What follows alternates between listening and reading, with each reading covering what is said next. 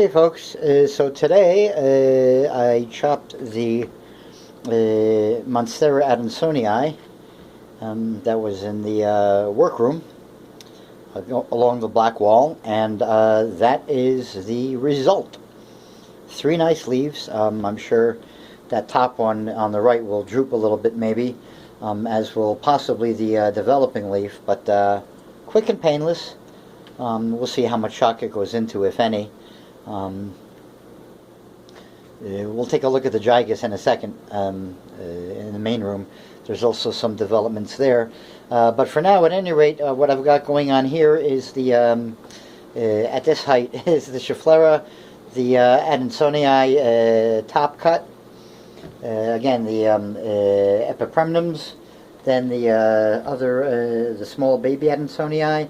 And for the time being, I just tucked the neon pothos, the smaller one that I just recently started from the main room, not the main wall, but that same room, over to here, at least temporarily. Of course, we've got back here the Rhaphidophora, the Dieffenbachias are all doing just fine, and I do want to show the gloriosum has decided to begin to root.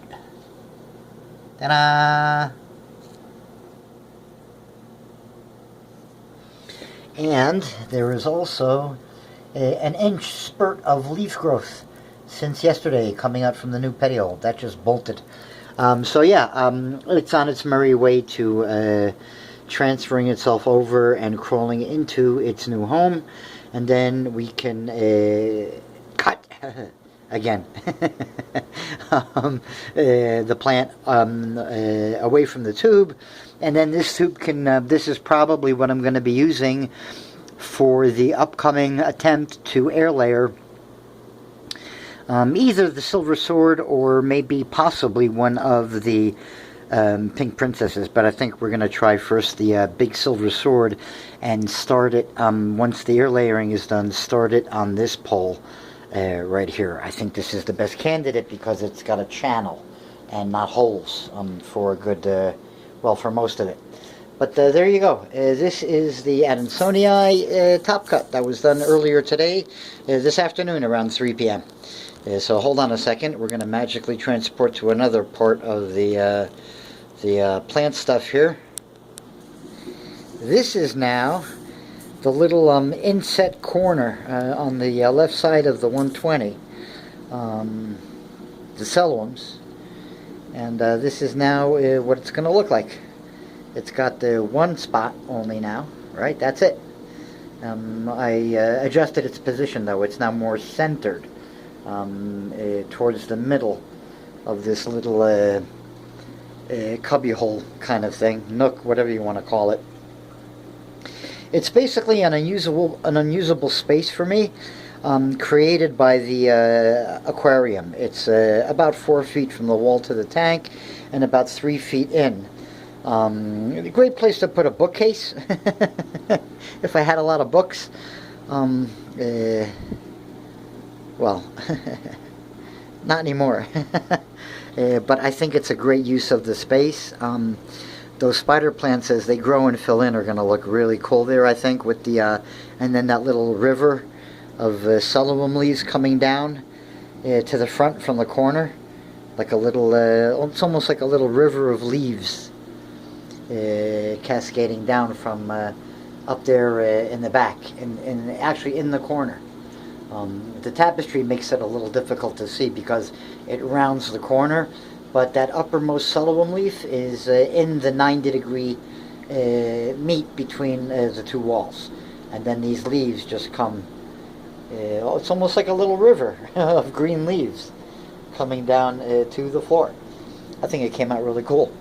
And then the spider plants, when they fill in the middle here, these two are going to look really nice, and it's going to be almost stepped to this spider plant and then down. And if this stays here, it'll just add to the fun and the party. There is the adensonii right there. It gets plenty of light.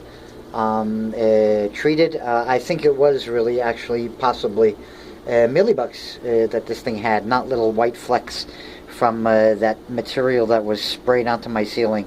um, by the previous owners. It's kind of like it's like spray on stucco, but it's lightweight and it's almost like a latex-based styrofoam. And anytime I do work on the ceiling, little bits of it fall down, and I thought that's what I had on here, but it's the status of the leaves that leads me, and their shape and their size, that leads me to believe that what I found were indeed mealybugs. The bonite knocks them right out, so it got a fresh hit, and everybody's due to get a hit again in about 10 days. Time or thereabouts. March 1st through 3rd is when I do everybody again. So I'm not that worried. But yeah, the spider plant up top and every stem got exposed to a little bit of like a half a teaspoon in 3 locations in the pole and up top. But yeah, I'm really happy with the way this turned out. Again, that one little spot shining down on everybody here, right? And then just the whole thing coming down, and then it'll be to the floor. That's just to help save the plant some energy by giving it some support on the leaves that are dropping down. So I don't want the plant to spend energy keeping that leaf suspended 4 inches off the floor, and so I put that there because it wants to go to the floor now. It's old. Soon it'll start to change color, and then the other leaves will follow suit. But the light is now positioned so that they're both equally split. There are 2 selluoms down here, as you can see, lefty and righty, and they're now equally split between them for the spot. The lefty is the older of the 2, and had the much better head start before coming into the corner. But the small one is going to grow too. They both get plenty of sunlight from shortly after dawn to early afternoon, actually. And once the day lengthens and the sun is higher up in the sky, they're going to get blasted with direct rays of sun that are going to pour out of my window from the right as the sun travels south. From the left side of the window to the right side of the window, and then crosses over. It's a sharp angle, but it's really strong sun. And everything else is out and clean. I got some screws to take out. That's about it. Yeah, this is done. Finito la commedia. So, happy with that. Happy with the adensonii. Happy with everything here except the gigas. But it doesn't look any worse than it was. It's not pressing down on the leaf, I think, any further. So now I think it's just first recovering now from that humidity hit, and then we're gonna recover on the way to growth. I do think that that alocasia cuprea red secret tucked down there is working on a new leaf. I hope it's a leaf and not another frickin' flower. I can't tell from this angle. It's hard, but and I got issues now with bending over and stuff. So we're not going to try. There is the gloriosum. The leaf itself is indeed orienting to face here, which I'm really happy about. That's the whole purpose of the lighting arrangement, after all. I still don't know what it's trying to do with this petiole and new leaf coming out. I know it's not in the right position because it was coming out, adjusted also for distance from the leaf previous, based the way it thought it was going to drop from the tube.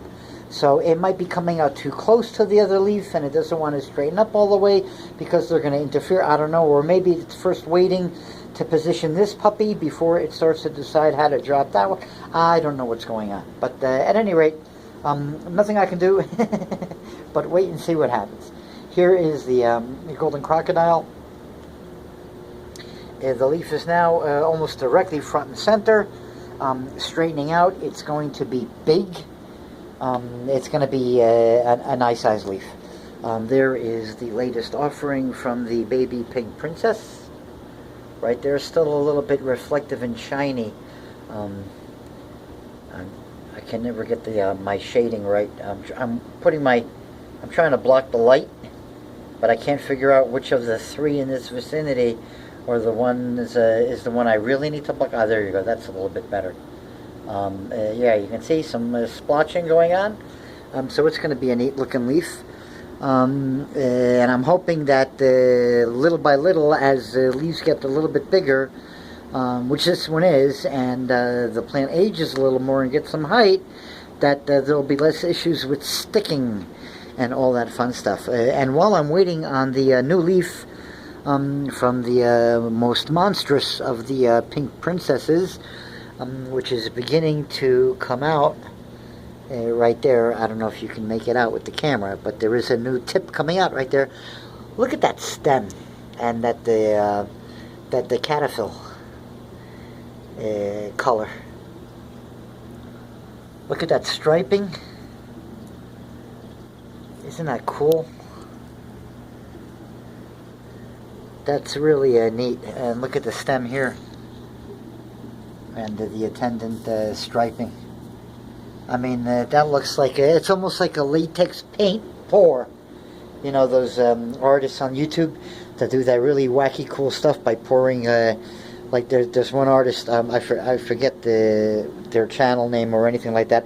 I only saw them a few days ago, but they make this really amazing acrylic pours with just white and black paint, using a special grooved cups and whatnot, to have the paint spill out in geometric patterns on the, I don't know if it's canvas or whatever material, or acrylic paneling or whatever it is they were pouring onto. But that's the first thing that stem reminded me of. It's like, yeah, look at that striping. That's just intense. And, you know, and it continues on into the next set. It's a beautiful, beautiful plant. Anybody that this plant needs their frickin' head examined.